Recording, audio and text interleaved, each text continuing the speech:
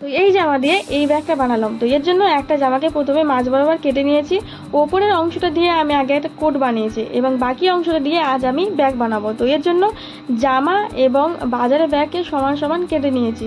তো প্রথমে জামা, তারপরে বাজারের ব্যাগ, তারপরে জামা, এইভাবে পরপর রেখে মেশিনের সাহায্যে ধার বরাবর মাঝখান বরাবর সেলাই করে নিলাম। এখানে যে লেসটা দেখছো এটা আমি মিশো থেকে নিয়েছি।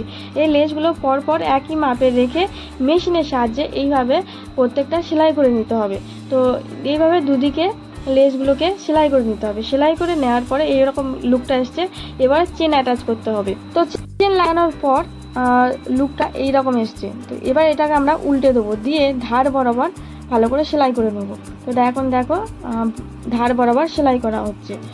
তো সেলাই করে নেওয়ার পর এটাকে আমি আবার সহজ করে নেব।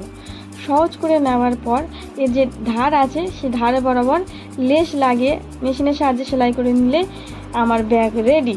তো ব্যাগটা কেমন লাগলো অবশ্যই কমেন্ট করে জানিও এবং ভালো লাগলে